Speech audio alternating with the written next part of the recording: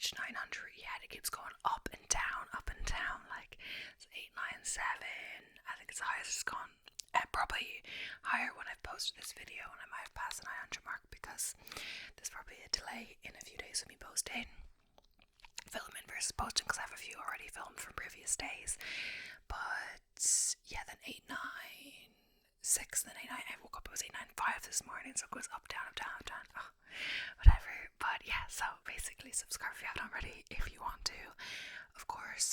And if you're looking to support the channel in a different way, you can press the join button beside the subscribe button. The link is also in the description. So basically you get 2 exclusive videos per month, one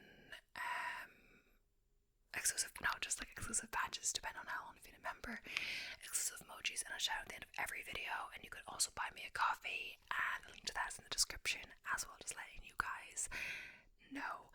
But yeah, I'm not wearing my jumper or whatever because just it's so warm in here. Honestly, I took down, this has got a pretty light shirt, like really light, and I have a cardigan which I actually took it off as I was setting up the tripod, because just setting up the tripod it was too warm. The sun is just like, I think it's good for the video as well because it's good lighting.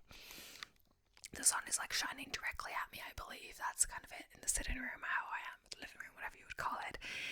But yeah, so you can, as a rare occasion, see my lovely tattoo, my butterfly, and then my elephant. Well, the elephant is kind of below, but like you can see it's there.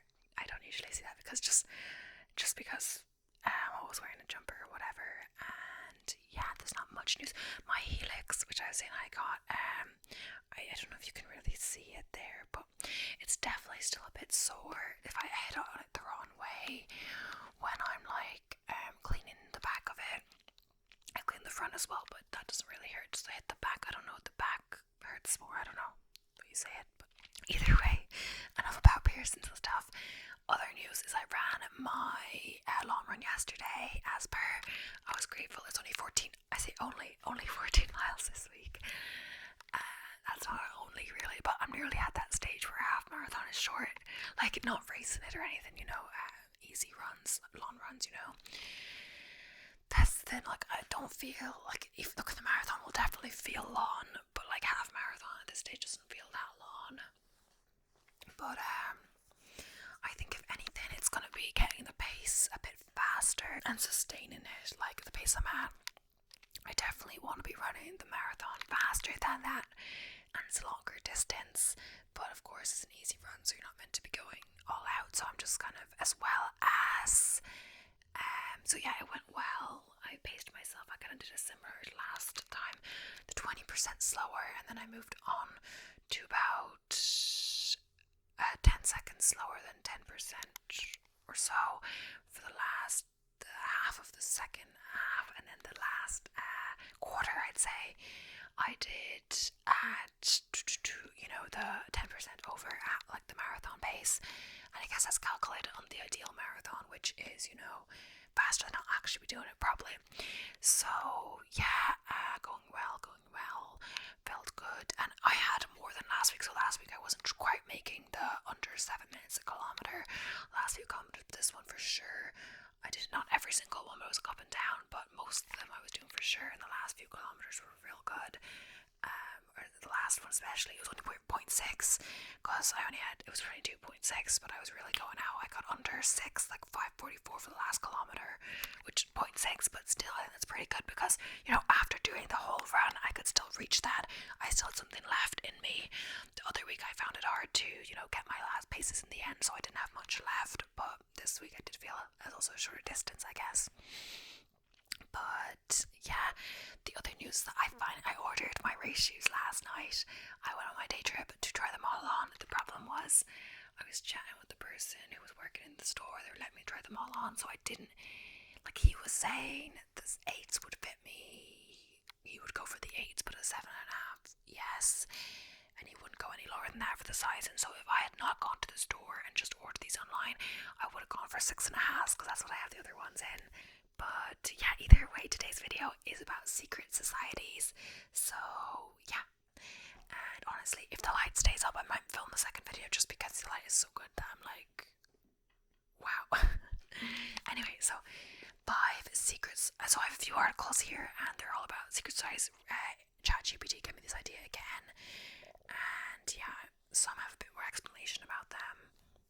So I've opened up 4 articles, and between that we'll have enough for sure. So I think I'll do about 30 minutes of the actual talking of the video or so, and yeah, I'll be fine.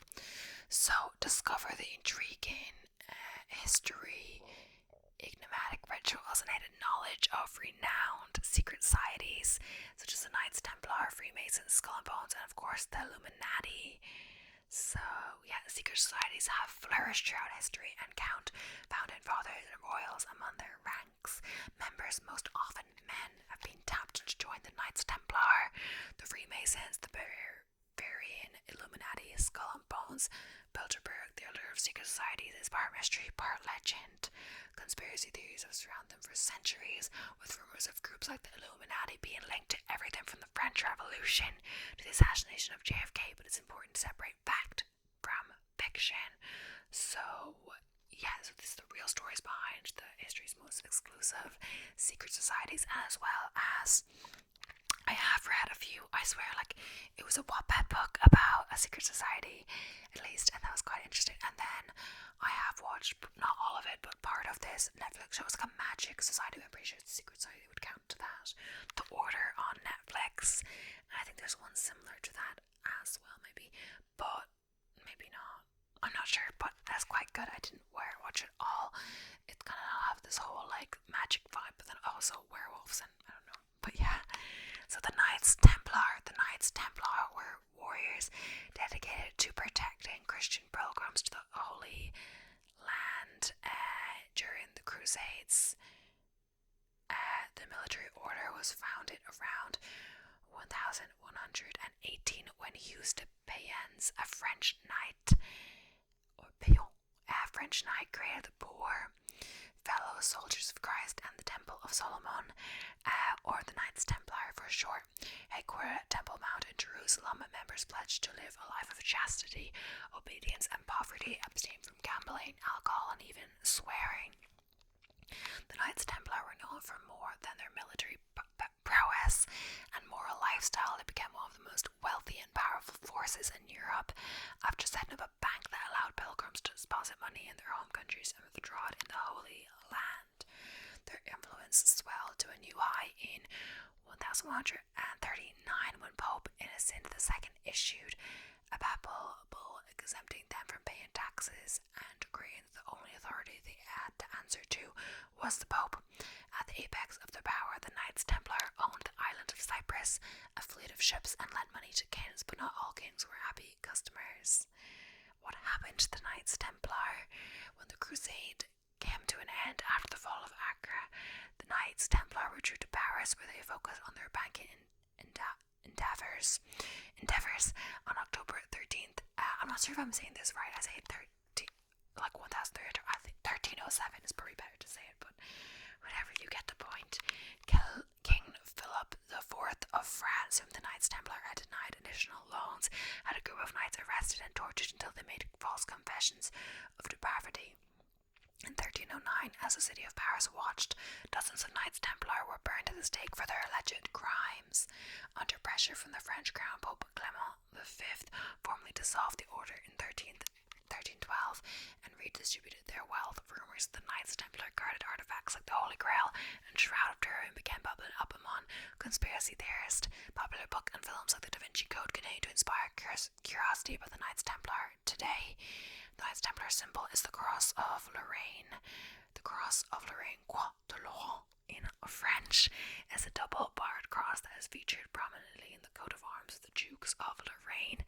After Lorraine, nobleman Godfrey de Bouillon became the king of Jerusalem during the First Crusade. The symbol became known as the Jerusalem Cross. When the Knights Templar arrived in Holy Land, they adopted it as a symbol of their order. During World War II, the Cross of Lorraine was a symbol of the French resistance to Nazi rule. Some eagle-eyed observers have claimed to spot the Cross of Lorraine in the Axel and Nabisco logos and even stamped on Oreo cookies. It's interesting. But yeah, no claims as well that any of these are true. It's just an article I found. I don't know. haven't heard about much of this stuff myself, but yeah, it's always interesting. I always find out new things in these videos. I don't really know how much I remember, especially when I'm just reading it, but you know. The Freemasons. The Freemasons loom large in American history. After all, 13 of the 39 men who signed the U.S. Constitution were Masons. Founding fathers like George Washington, James Monroe, Benjamin Franklin, John Hancock, and Paul Revere all counted themselves as members of the Fraternal Order. But who are the Freemasons? The Freemasons can trace their roots to the Middle Ages in Europe, when most craftsmen were organized into local guilds. Cathedral builders, by nature of the profession, had to travel from city to city. They identified one another via signs of their trade, like the builder's square and compass in Freemasonry's now iconic symbol. So the earliest reference to Mason is in the Rishi's poem, or Halliwell manuscript, which was published in 1390. But Freemasonry, as we know it today, was founded in 1717, when 4 London lodges merged to form England's first Grand Lodge. Freemasonry quickly spread across Europe and to the American colonies. Freemasonry beliefs. Freemasonry is not a religion, though members are encouraged to believe in a supreme being or grand architect of the universe. Masonic temples and secret rituals have brought them into conflict with the Catholic Church. The Church first condemned the Freemasons in 1738 and has gone on to issue around 20 decrees against them. In 1985, Roman Catholic bishops restated over 200 years worth of these strictures in the face of an increased number of Catholics joining the order. The Church wasn't their only enemy. The secrecy of the Masons garnered such distrust in early America that inspired America's first third party, the Anti-Masonic Party. And now it is, I say, no, the weather is so good, whatever, it's getting a bit darker because of the storm. Oh yeah, I forgot, I usually put the light on, so I think I'll put the light on now. It was so light before, so I didn't need it. Hopefully that's better. I usually do put the light on, but it was just so, the light was coming in so much that I was like, oh, it was so warm. But I think that's better. But then if the light comes up, yeah, I think it's fine. Are there Freemasons today? Freemasons exist today, and their public image has been greatly influenced by the high-profile charity work of the Shriners, a subset of Freemasons also known as the Ancient Arabic Order, nobles of the mystic shrine. The Shriners were founded by Freemasons in 1870 at New York City Knickerbocker College and continue their volunteer work today. How do you become a Freemason? The rituals around becoming a Freemason are shrouded in secrecy, but have entered the public imagination in film and TV, were even parodied on an episode of The Simpsons. Membership is open to all males over the age of 21, and women can join an associated group known as the Order of the Eastern Star. According to the New York Times, aspiring members must ask to join and cannot be otherwise approached. As summed up in a recruiting slogan, all you have to do is ask. If you do get it, and you'll be in good company. Famous Freemasons include Mozart, Winston Churchill, Davy Crockett, Franklin D. Roosevelt, and John Wayne. The Freemason symbol is the square and compasses. The most recognizable symbol of Freemasons is the square and compasses. The right angle of the builder's square is joined by a compass, a central tool in geometry, which according to some experts at MIT is represented by the G at the heart of the symbol. Others have interpreted the G as a representative of God, the grand architect of the universe. So the Eye of Providence, the view of the all-seeing eye as a Masonic symbol, has been sharply debated. Long before the Freemasons, Egyptians used the Eye of Horus, and the all-seeing eye appears repeatedly in Renaissance art as a symbol of Christianity and cause of watchfulness.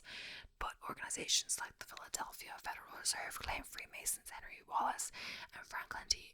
Roosevelt purposely chose it when they redesigned the dollar bill in 1934. According to the George Washington Masonic National Memorial, the all-seeing eye is a Masonic symbol of the watchful care of the supreme architect that begins appearing in printed Masonic literature in the mid-1700s. So next up we have the Illuminati. So I've heard of this for sure, but like I don't know much about it at all, you know. So the Illuminati was founded by Professor Adam Weishaupt in Bavaria on May 1st, 1776. Weishaupt, chafing at the power of the conservative Catholic Church and the Bavarian monarchy, sought to cast aside organized religion in favor of a new form of illumination through reason. Inspired by the spread of the Enlightenment across Europe, he also drew upon ideas expressed by the Jesuit he was a former member. The mysteries of the seven sages of Memphis, the Kabbalah, and Freemasons. He recruited heavily from the latter group, infiltrated Masonic lodges in his quest to recruit some of the wealthiest and most influential men in Europe. Some members of the Bavarian Illuminati, referred to as the Perfectibilists, were broken into 3 tiers of increasing power and drawn from societal elites, including noblemen like former Freemason Baron von Knigge, Knigge. I find KN in German so hard to pronounce. It's like in garlic and other words, like and writer Johann Wolfgang von Goethe. All communication was in cipher, and members were given classical nicknames. Weishaupt, for example, was Spartacus. And now the light is coming back, and I do have the light on overhead, so I'm not sure if it's too light in here, but I feel like the light's gonna go outside. So maybe I should just leave it. I feel like it'll be fine. What happened to the Illuminati? The organization flourished before being stamped out by Karl Theodor of Bavaria, who issued an edict making membership in the Illuminati punishable by death in 1787. But the death of the Bavarian Illuminati did not quell gossip about their clandestine activities, and conspiracy theorists have linked the group to everything from the French Revolution to the assassination of JFK. The Illuminati served as inspiration for Dan Brown's Angel and Demons and Foucault's Pendulum by Umberto Eco. So next up is Skull and Bones. The Order of Skull and Bones is a secret society founded at Yale University in New Haven, Connecticut in 1832. Skull and Bones founder William Huntington Russell was inspired by an occult society he visited in Germany. His co-founder was Alfonso Taft, future Secretary of War under President Grant and father of President William Howard Taft, who would also be a member of Skull and Bones. The prominent list of Bonesmen includes several presidents and modern-day power brokers. How do you join Skull and Bones? So each year, 15 seniors at Yale are tapped to join Skull and Bones. Their names are published in Yale Rumpus, though what happens behind the closed doors of the tomb, the windowless meeting space where Bonesmen gather twice a week, is under wraps. Members take an oath to secrecy. Graduate members are referred to as patriarchs, while those undergo initiation are called knights. Outsiders of the group are barbarians. Famous Skull and Bones members include President William Howard Taft, George H.W. Bush, and his son George W. Bush, founder of Time magazine Henry Luce, former Secretary of State and presidential hopeful John Kerry, Fortune 500 elites, and members of the CIA. The controversial 1986 expose America's Secret Establishment by Anthony Sutton claimed that Skull and Bones was out to create a new world order run by Bonesmen, prompting a myriad of conspiracy theories. The symbol of Skull and Bones is, not surprisingly enough, a skull with 2 crossbones. What's less clear is the meaning of the number 322. Beneath them, Yale Online magazine points to a popular theory that it represents the year 322 BC when Alexander the Great died. So, Bilderberg, the first Bilderberg meeting was in 1954 and was held at the Hotel de Bilderberg in the Netherlands, from which the organization gets its name. Convened by Prince Bernhard of the Netherlands, it was a gathering of powerful politicians from North America and Europe, designed to foster warmer relations between the 2 continents, among fear of growing anti-Americanism in Europe. So while strictly a secret society like the Illuminati or Freemasons, Bilderberg's high-profile attendees, previous guests have included Bill Clinton, Margaret Thatcher, Angela Merkel, Tony Blair, and Henry Kissinger, and his use of the Chatham House rule blocked attendees attendees from sharing what actually happens in meetings, giving the group an air of mystery. Journalists are barred from reporting on it. Meeting minutes are not released. So how do you get an invite to the Bilderberg meeting? Bilderberg attendees are selected by a dedicated international committee. Every year about 100 to 150 people are invited, with about 2/3 coming from Europe and 1/3 from North America. The Washington Post reports that while backgrounds in government and politics are the most common, attendees from fields like academia, finance, and media have also been included. The level of secrecy surrounding the Bilderberg meeting has given rise to many rumours, including unproven theories that Bilderberg attendees are behind the creation of the European Union, the invasion of Iraq, and the bombing of Serbia. Reports the New York Times. Conspiracy theories have painted the group as plotting a new world order. Their official website maintains, thanks to the private nature of the meetings, the participants take part as individuals rather than any official capacity, and hence are not bound by the conventions of their office or by pre-agreed positions.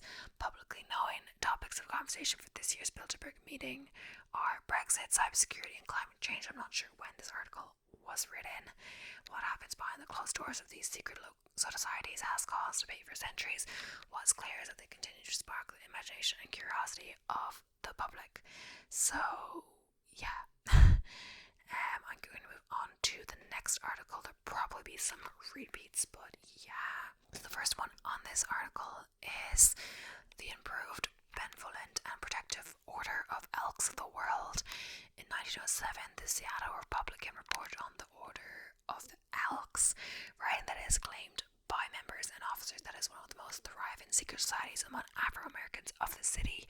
According to the non-profit African American Registry, the Fraternal Order was founded in Cincinnati, Ohio in 1899 after two black men were denied admission to the benevolent and protective Order of Elks of the World, which is still popular today, and despite questions raised on discriminative practices, now allows any American citizens 21 years or older who believes in God to be invited to join his ranks. The two men decide to take the Order's name and make their own club around it, formerly called the Improved Benevolent and Protective Order of Elks of the World. The Order was once considered to be at the center of the black community. During the era of segregation, the lodge was one of the few places where black men and women could socialize. The Pittsburgh Post-Gazette wrote, in recent years, however, the Post-Gazette commented that the secret organization has struggled to retain its relevance.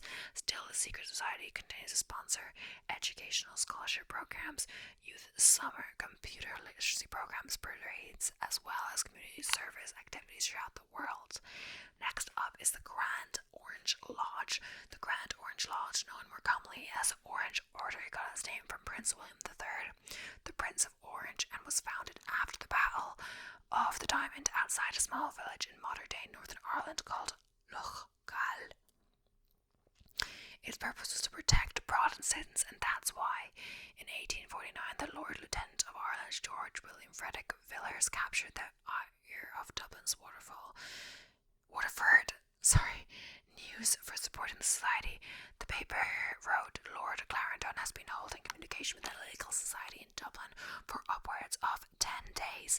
The Grand Orange Law with his secret signs and passwords has been plotted with his excellencies during the whole of that period. This may seem strange, but it is a fact. At the time, secret societies were banned from Ireland as they were said to have acted in antagonism to Land League, an Irish political organisation according to Ireland's official records on statistics of eviction and crime. So the Grand Orange Lodge is still around today with clubs in Ireland as well as others around the world. Prospective members of the Protestant fraternity don't take a pledge. They just have to affirm their acceptance of the principles of Reformation as well as loyalty to their country. As to the question of whether they're anti-Roman Catholic, the official website states Orangism is a positive rather than a negative force, which is to promote the Reformed faith based on the infallible Word of God, the Bible. Orangism does not foster resentment or intolerance. Condemnation of religious ideology is directed against church doctrine and not against individuals and their adherents or members. So, yeah. The Independent Order of Odd Fellows.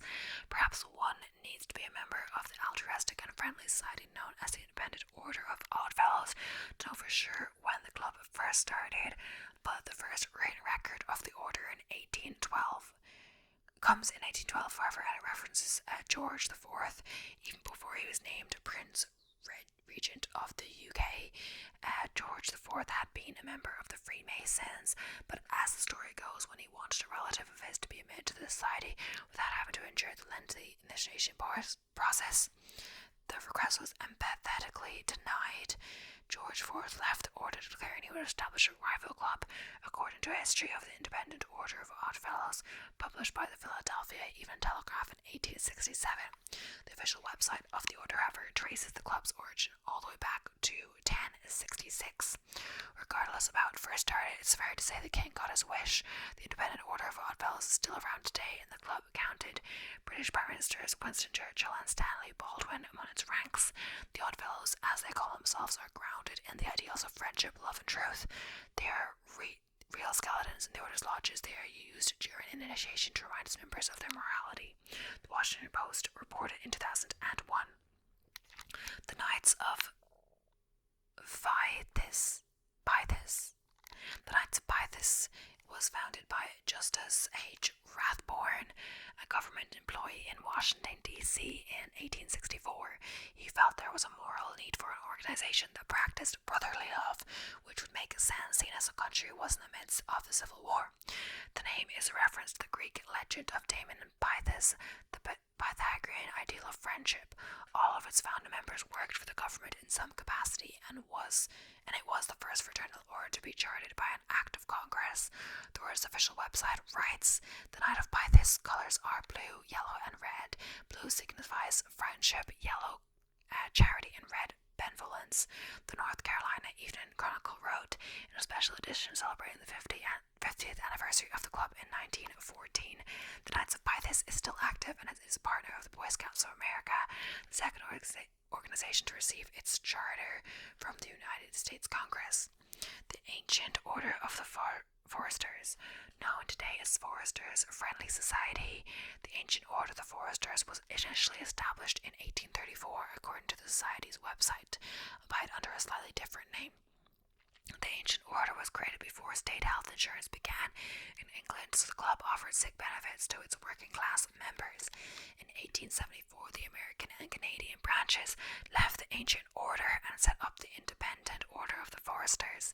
Candidates looking to be admitted to the club had to pass an examination by a competent physician who was himself bound by his connection with the order. The Boston Weekly Globe wrote in 1879, "The Society still provides insurance policies today for its members who also engage in a variety of community service activities." The Ancient Order of United Workmen, John Jordan Upchurch, and 13 others in Meadville, Pennsylvania, founded the Ancient Order of the United Workmen in 1868 with the goal of bettering conditions for the working class. Like the Foresters, it set up protections for its members. Initially, should a member die, all brothers of the order contributed $1 to a member's family. That number will eventually be capped at $2,000. And of course, a dollar meant it was worth more back then. The Ancient Order of United Workmen is no longer around, but its legacy continues, as the order unintentionally created a new kind of insurance that would influence other fraternal groups to add insurance provision in their constitutions. The Patriotic Order Sons of America. The Patriotic Order Sons of America dates back to the early days of the American Republic, according to its official website. Following the footsteps of the Sons of Liberty, the Order of United Americans, and Guards of Liberty, the Patriotic Sons of America, which later added the word order to its name, became one of the most progressive, most popular, most influential, as well as the strongest patriotic organization in the United States in the early 20th century.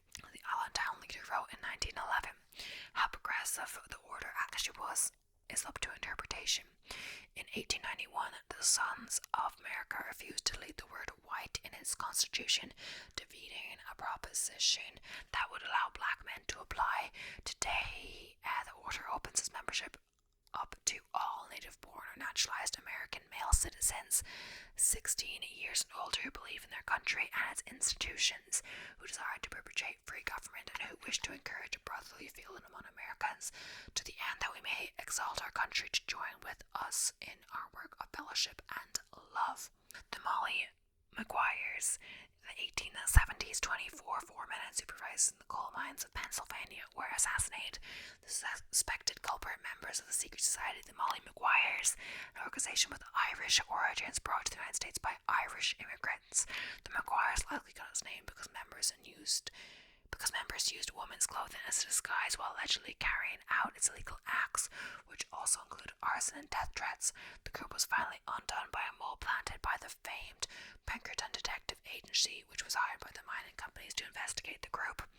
In a series of criminal trials, 20 Maguires were sentenced to death by hanging. The Order of the Sons of St. George, another secret organization which was founded in 1871 to oppose the Maguires, also appears to have vanished. So yeah, we're gonna continue. 5 more secret societies. Oracle of Delphi. In ancient Greece, citizens who had a burning question could see the gods' wisdom through oracles, and there was no more influential oracle than the one at Delphi, reaching its peak influence between the 8th and 6th century BC. This massive temple dedicated to the god Apollo stood at the heart of the Delphi sanctuary, that on most days served as a place of worship, but for 9 days a year, the temple became an oracle when a special medium called Pythia received a select group of visitors who had made a sizable donation for the privilege. On the appointed date, Pythia, usually a young woman and Delphi native, would drink and bathe in the waters of the Casotis fountain. She then entered the temple to take her place in the inner sanctum. The idea done, the oracle herself never spoke. Instead, she entered into a trance brought on, according to the Greek historian Plutarch, by mysterious vapors, breathing and convulsions as she uttered strange sounds and cries. The priest interpreted those utterances and produced a response which gave them tremendous power, especially if the question pertained to important political matters. Cult of Mithras. The Mithrax Mysteries, a secret society that rose in the 1st century AD throughout the Roman Empire, thanks largely to its popularity among Roman troops, was inspired by an Indian Persian divinity known as Mithra or Mithras, who was believed to have been born from a rock. Portrayed as a savior-like god, Mithras was often shown slaughtering a sacrificial bull or sharing a banquet with the sun god Sol. Not much is known about the inner workings of this exclusive cult, though it's understood that the focus was glorifying war, overcoming evil, and achieving salvation. All applicants had to pass 7 complex levels of initiation, including performing animal sacrifices before they were considered fully vested members, or syndexial, sealed by a handshake. I'm saying that wrong as well. Up to 30 worshippers gathered in a cave-like space known as Mithranium. Over 45 of at least 680 have been discovered by archaeologists in Rome alone to share a meal of bread and wine and conduct secret ceremonies in front of an effigy of the god slaying a bull. In its heyday, the cult became a major challenge to another rapidly growing religion, Christianity. In fact, early Christians persecuted them, and the society was suppressed by the end of the 4th century. So we have a repeat, so we're going to skip that one. We skip that one because it's also a repeat. We haven't done this one. The Dino and Hanmen, I'm saying that wrong as well. During the turbulent 18th century in China, the Diu, or Society of the Heaven and the Earth, formed as a spiritual cult led by charismatic leaders in Fujian province. They were forced underground by the Qing dynasty, becoming a ferocious resistant movement against the Qing Manchu rulers. They resort to armed robbery to maintain financial stability. Okay, I'm gonna try to look up the pronunciation of this because I keep saying it wrong. Tiandui. Perhaps inspired other societies, including the Masonic type organization known as the Hunmun or Hanmen. Members included Sun Yat-sen, founder of China's First Republic, and Chiang Kai-shek, Taiwan's founder. Some remained true to the Dendui ideals of patriotism, loyalty, and justice, but others drifted into criminality, inspired the Dendui penchant for Robin Hood-style hold-ups. The most famous of these is the group known as the Triads, which today is one of the largest agent crime syndics in the world. So yes, sorry I pronounced that so wrong, perhaps. I think we'll do one more and that's it. The Flat Hat Club. So it's from a college, I believe, College of William and Mary, 1750, founded, revived in 1960 and 1972. Noble members Thomas Jefferson. Interesting facts: the Flat Hill Club got its name from what are now known as graduation caps. The society's trademark hat over the original initials FHC are actually thought to stand for Fraternitas Humanitatis Cognito, Latin for brotherhood, humanism, and knowledge. The FHC Society is the oldest known secret society in the US, initially founded in 1750. The club disbanded during both the American Revolution and the World War II, presumably due to lack of males attending college. In famous instance, the Flat Hat Club, whose members only identify themselves as an organization and never as individuals, often donate money to the school to be used to better student life in some way. One Samuel Sadler, a former vice president for student affairs, said an email popped up in his inbox saying that the Flat Hill Hat Club would like to provide textbooks for students in need. Okay, it's nice at least. Anyway, that's the end of today's video. Sorry for the rambling. We'll see how much of it I include, if any, but not if any. I will definitely include some, but I don't know. But anyway, thank you so much for watching. I hope you enjoyed. Please don't forget to subscribe if you haven't already, and I'll be seeing you in the next one. So,